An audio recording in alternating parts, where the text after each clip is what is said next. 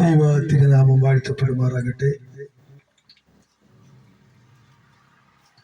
India Pentecostal ദൈവസഭ അഞ്ചൽ സെന്ററിന്റെ on ഫെലോഷിപ്പിന്റെ ആഭിമുഖ്യത്തിൽ ഇന്ന് രാവിലെ 9:30 മണിക്ക് പ്രാർത്ഥിച്ചാരംഭിച്ച വിവിധയിടങ്ങളിൽ മദ്യവിരുദ്ധ സന്ദേശ ബോധവൽക്കരണ റാലിയായി ഞങ്ങൾക്ക് ഒരുമിച്ച് കടന്നു വരുവാൻ തക്കവണ്ണം ദൈവമായി കർത്താവ് അനുവദിച്ചു. ഇവിടെയും അപ്രകാരം കടന്നു വരുവാൻ സർവശക്തൻ കൃപ നൽകിയതോർത്ത് ദൈവത്തിന് നന്ദി പറഞ്ഞുകൊള്ളട്ടെ. ആദ്യം ഞങ്ങളെ ഈ ശബ്ദ പരിധിക്കുള്ളിൽ ഭവനങ്ങളിലെ, കടകളിലെ, മറ്റിടങ്ങളിൽ ശ്രദ്ധിക്കുന്ന എല്ലാ പ്രിയപ്പെട്ടവർക്കും ഞങ്ങളുടെ രക്ഷിതാവും കർത്താവുമായി യേശു ക്രിസ്തുവിന്റെ നാമത്തിലുള്ള സ്നേഹവന്ദനത്തെ ആദ്യമായി അറിയിച്ചു കൊള്ളട്ടെ. ഇന്ന് കൊച്ചു കേരളം അഭിമുഖീകരിക്കുന്ന ഏറ്റവും വലിയ പ്രശ്നമാണ് മദ്യ ഉപയോഗവും വിൽപ്പനയും. അത് മുഖാന്തരം ഉണ്ടാകുന്ന ഭവിഷ്യത്തുകളൊക്കെ നാം ദൈനംദിനം പത്രമാധ്യമങ്ങളിലൂടെയും ദൃശ്യമാധ്യമങ്ങളിലൂടെ കണ്ടും അറിഞ്ഞും കേട്ടും ഇരിക്കുന്നവരാ. മദ്യപാനത്തിലൂടെ ഓരോ കുടുംബവും ശിഥിലമാകുന്ന കഥകളൊക്കെ നാം നമ്മുടെ പരിസരങ്ങളിലൂടെയും നമ്മുടെ കൺമുമ്പിലൊക്കെ കണ്ടുകൊണ്ടിരിക്കുകയാണ്. നമ്മുടെ കൊച്ചു കേരളത്തിലെ ഓരോ ഉത്സവങ്ങളിലും വിറ്റഴിക്കപ്പെടുന്ന മദ്യത്തിന്റെ കണക്കുകൾ കേട്ടാൽ നാം ഞെട്ടിപ്പോകും. ഈ ഓണക്കാലത്ത് ബിവറേജിലൂടെ വിറ്റഴിച്ച മദ്യത്തിന്റെ കണക്ക് 138 കോടി രൂപയുടെ മദ്യം. വെക്കോയിലൂടെ ഏതാണ്ട് 40 കോടിയിലധികം മദ്യം. അങ്ങനെ ഏതാണ്ട് 190 കോടി രൂപയുടെ മദ്യമാണ് ഈ ഉത്സവകാലത്ത് ഈ കൊച്ചു കേരളത്തിലെ ജനത കുടിച്ചു തീർത്തത്. ഔദ്യോഗികമായ കണക്കാണ്, അല്ലാതെ എത്ര ഉണ്ടാകുമെന്ന് നമ്മളൊന്ന് ചിന്തിച്ചു നോക്കുക. അങ്ങനെ ഈ കൊച്ചു കേരളം ദൈവത്തിന്റെ നാടെന്ന് അഭിമാനിക്കുന്ന, സാക്ഷരത കേരളമെന്ന് അഭിമാനിക്കുന്ന ഈ കൊച്ചു കേരളത്തിൽ ഇത്രയധികം മദ്യം വിറ്റഴിക്കപ്പെടുകയും ഉപയോഗിക്കുകയും ചെയ്യുന്നുണ്ടെന്നാൽ നമ്മുടെ ഈ കൊച്ചു കേരളത്തിൽ തന്നെ മദ്യവിരുദ്ധ സന്ദേശങ്ങൾ പലയിടങ്ങളിലായി നമ്മുടെ സർക്കാർ തലത്തില്, സാമുദായിക സംഘടനാ തലത്തിലൊക്കെ പ്രചരിപ്പിക്കപ്പെടുന്നുമുണ്ട്. അതിനൊന്നും യാതൊരു ഭവിഷ്യത്തും അല്ലെങ്കിൽ യാതൊരു ഫലവും കാണാതെ മദ്യത്തിന്റെ തിക്ത അനുഭവത്തിൽപ്പെട്ട മനുഷ്യൻ നട്ടം തിരിയുന്ന ഒരു അനുഭവമാണ് നമ്മുടെ ചുറ്റുപാടുകളിൽ നാം കണ്ടുകൊണ്ടിരിക്കുന്നത്. എല്ലാവർക്കും അറിയാം മദ്യോപയോഗവും അതുകൊണ്ടുണ്ടാകുന്ന ഭവിഷ്യത്തുക്കളൊക്കെ അറിയത് തെറ്റാണ്, ഉപയോഗിക്കരുത് എന്നെല്ലാവർക്കും അറിയാം. അറിഞ്ഞുകൊണ്ട് തന്നെയാണ് മനുഷ്യൻ ഇത് ഉപയോഗിച്ചു കൊണ്ടുപോകുന്നത്. പ്രത്യേക നമ്മുടെ ചെറുപ്പക്കാർ, കുഞ്ഞുങ്ങൾ, അവർ മയക്കുമരുന്നിനും ഇപ്പോൾ പുതിയതായി സിന്തറ്റിക് മയക്കുമരുന്നുകളൊക്കെ ലഭ്യമാണ്.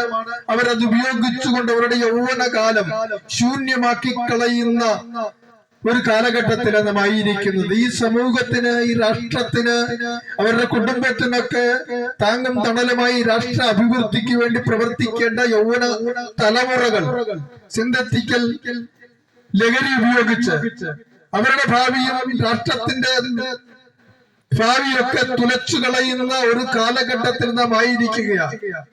നമുക്ക് അതിനുവേണ്ടി ഒത്തിരി സർക്കാർ തലത്തിലൊക്കെ അതിനുവേണ്ടി ഒത്തിരി പ്രവർത്തനങ്ങൾ ഓടി നടന്ന് അവിടുന്ന് കഞ്ചാവ് പിടിക്കുന്നു, MDMA പിടിക്കുകയൊക്കെ ചെയ്യുന്നുണ്ട്. എങ്കിലും ഏറ്റവും കൂടുതൽ ഇത് വിറ്റഴിക്കപ്പെടുന്നത് നമ്മുടെ കൊച്ചു കേരളത്തിലാണെന്ന് ഓർക്കുമ്പോൾ വളരെ ദുഃഖകരമായ അനുഭവത്തിലാണ്.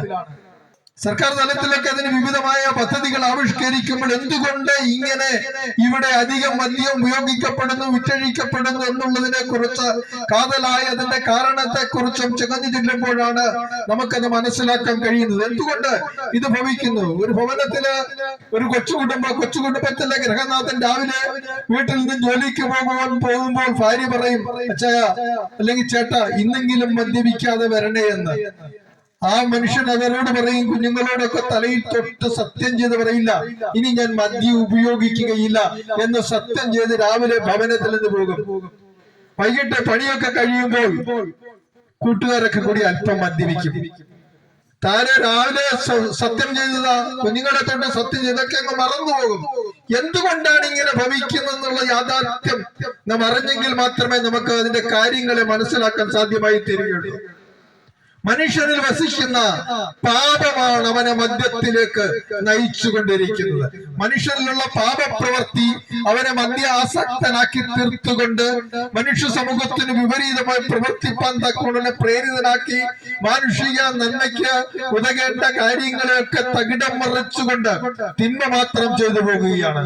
ധന്യനായ പൗലോസ്ലീഹ ഇപ്രകാരം വിളിച്ചു പറയുന്നു, നന്മ ചെയ്യണമെന്ന് എനിക്ക് ആഗ്രഹമുണ്ട്, എങ്കിലും ഞാൻ ഇച്ഛിക്കാത്ത വസിക്കാത്ത തിന്മയത്രേ ചെയ്തു പോകുന്നത്. എന്താ? അതെന്നിൽ വസിക്കുന്ന പാപമാണ് എന്നെ കൊണ്ടത് ചെയ്യിക്കുന്നത്. എന്നെ കേൾക്കുന്ന പ്രിയ മിത്രമേ, നീ മദ്യപിക്കരുതെന്ന് തീരുമാനമെടുക്കുമ്പോൾ മദ്യാസക്തിയിലേക്ക് നിന്നെ നയിക്കുന്ന ഘടകമെന്ന് പറയുന്നത് നിന്നിൽ വസിക്കുന്ന പാപമാണ്. ആ പാപം മുഖാന്തരം നീ എടുക്കുന്ന സത്പ്രവർത്തനങ്ങൾക്കുള്ള തീരുമാനങ്ങളെ അത് തകിടം മറിച്ചു നിന്നെ തിന്മ ചെയ്യുവാൻ പ്രേരിതനാക്കി തീർക്കുകയാണ്. നിന്നിലെ പാപത്തിന് വിമുക്തി പ്രാപിച്ചെങ്കിൽ മാത്രമേ നിനക്ക് യഥാർത്ഥ മനുഷ്യനായി രാഷ്ട്ര നന്മയ്ക്കും സാമൂഹിക നന്മയ്ക്കും ഭവനത്തിന്റെ അനുഗ്രഹത്തിനുമൊക്കെ ആയിത്തീരുന്ന ഒരു ഉത്തമ വ്യക്തിയായി ജീവിപ്പാൻ സാധ്യമായി തീരുകയുള്ളൂ. ഞങ്ങളൊക്കെ കഴിഞ്ഞ കാലങ്ങളിലൂടെ പാപം ചെയ്ത് ദൈവത്തിന് വിരോധമായി പ്രവർത്തിച്ചു നടന്നവരെന്നാൽ ഞങ്ങളുടെ പാപത്തിന് പരിഹാരം വരുത്തുവാൻ കഴിയുന്ന പാപമാർഗത്തെ ഞങ്ങൾ അറിയുകയും ആ പാപവിമുക്തിക്ക് വേണ്ടുന്ന മാർഗത്തെ ഞങ്ങൾ സ്വീകരിക്കുകയും ചെയ്തപ്പോൾ കഴിഞ്ഞ കാല അനുഭവങ്ങളിൽ നിന്ന് വേറിട്ട് വ്യത്യസ്തമായ ഒരു ജീവിത ശൈലി ഞങ്ങളുടെ ജീവിതത്തിൽ നയിക്കുവാൻ ഞങ്ങൾക്ക് സാധിക്കുന്നുണ്ട്. എങ്ങനെയാ പാപത്തിന് വിമുക്തി ഭവിക്കുന്നത്? ലോകത്തിൽ മനുഷ്യന്റെ പാപത്തിന് പരിഹാരത്തിനായി ഏക മാർഗമേ ഉള്ളൂ. ആകാശത്തിന്റെ കീഴിൽ ഭൂമിക്ക് മുകളിൽ മനുഷ്യരുടെ ഇടയിൽ മനുഷ്യന്റെ പാപത്തിന് പരിഹാരത്തിന് നൽകപ്പെട്ട ഏക മാർഗമെന്ന് പറയുന്നത് കർത്താവായ യേശുക്രിസ്തുവിന്റെ നാമം മാത്രമേ ഉള്ളൂ. ഒരുത്തനും രക്ഷയില്ല, മറ്റൊരുത്തനും രക്ഷയില്ല. രക്ഷിക്കപ്പെടുവാൻ യേശുവിന്റെ നാമമല്ലാതെ മറ്റൊരു നാമവുമില്ല. എല്ലാ മത ഗുരുക്കന്മാരും മനുഷ്യൻ പാപിയാണ് എന്ന് പഠിപ്പിക്കുന്നുണ്ട്. എന്നാൽ പാപത്തിന് പരിഹാരത്തിനുള്ള മാർഗം അവരാരും എങ്ങും ചൊല്ലിക്കൊടുത്തിട്ടില്ല. മനുഷ്യന്റെ പാപത്തിന് പരിഹാരം ചൊല്ലിക്കൊടുത്തത് കർത്താവായ യേശുക്രിസ്തു മാത്രമാണ്. കർത്താവായ യേശുക്രിസ്തു പറയുന്നു, ഞാൻ വഴിയും സത്യവും ജീവനുമാകുന്നു, എന്നിലൂടെ അല്ലാതെ ആരും ദൈവത്തിന്റെ അല്ലെങ്കിൽ പിതാവിന്റെ അടുക്കലെത്തുന്നില്ല. യേശുക്രിസ്തു പറയുക മാത്രമല്ല ചെയ്തത്, തന്റെ ഐഹിക ജീവിതകാലത്ത് തന്റെ പ്രവർത്തന മണ്ഡലങ്ങളിൽ താൻ അത് കാണിച്ചു കൊടുക്കുകയും ചെയ്തു. ഒരിക്കൽ യേശുക്രിസ്തുവിന്റെ ശുശ്രൂഷ കാലയളവിൽ യേശുക്രിസ്തു ഒരു വീട്ടിലിരിക്കുമ്പോൾ നാലാൾ ഒരു വ്യക്തിയെ ചുമന്നുകൊണ്ട് വീടിന്റെ മേൽക്കൂര പൊളിച്ച് യേശുവിന്റെ പാദപീഠത്തെങ്കിലും മനുഷ്യനെ വെച്ചു. അവന് സൗഖ്യം പ്രാപിക്കണം, പക്ഷപാതക്കാരനാ. യേശു മനുഷ്യനെ കണ്ടിട്ട് വിളിച്ചു പറഞ്ഞു, മകനെ, നിന്റെ പാപം ഞാൻ മോചിച്ചു തന്നിരിക്കുന്നു.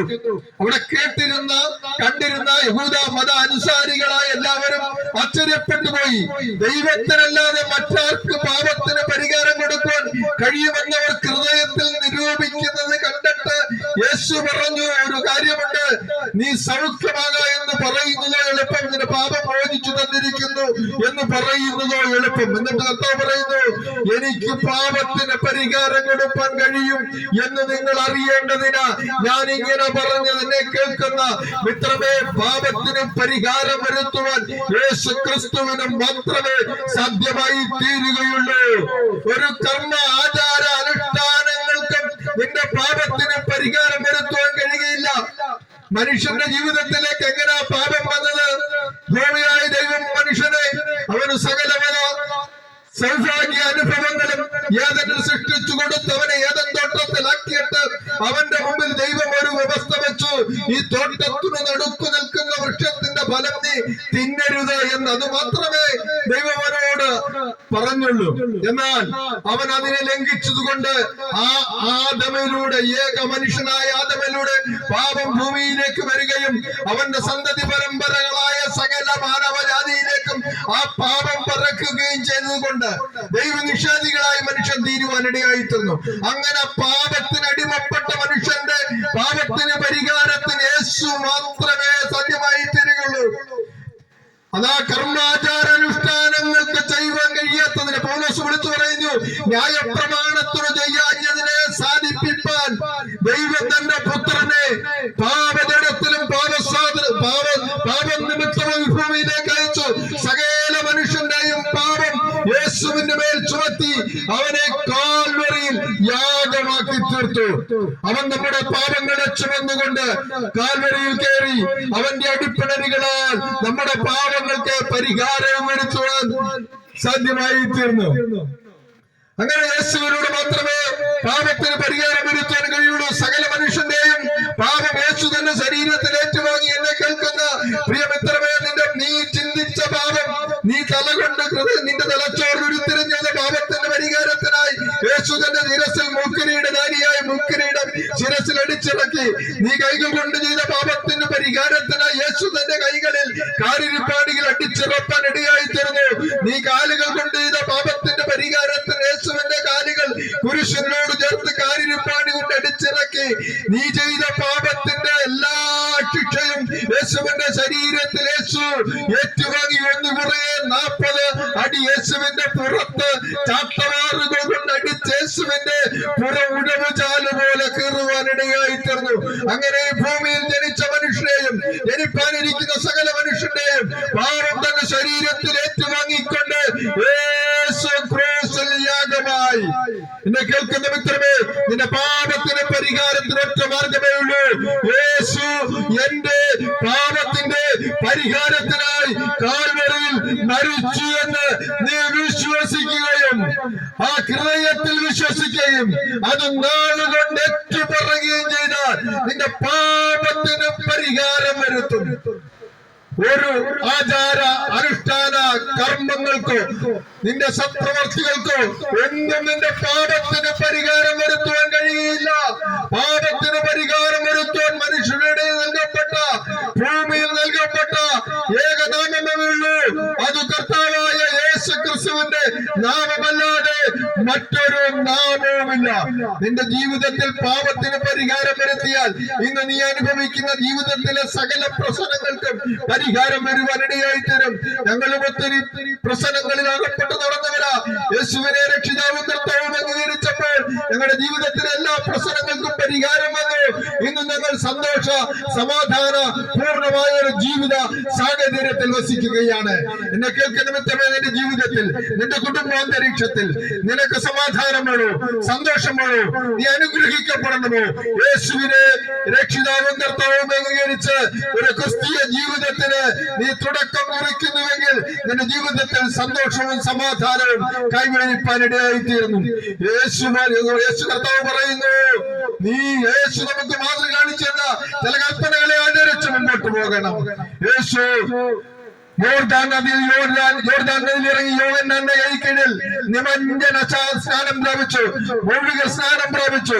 ഒരു ക്രിസ്തീയ ദൈവ പൈതലായി ജീവിക്കണമെന്നുണ്ടെങ്കിൽ നീ ഒരു പൂർണ്ണമായ മുങ്ങൽ സ്നാനം കഴിച്ചെങ്കിൽ മാത്രമേ നിന്റെ ജീവിതത്തിലെ എല്ലാ പ്രശ്നങ്ങൾക്കും പരിഹാരം വരുത്തുവാൻ കഴിയുള്ളൂ.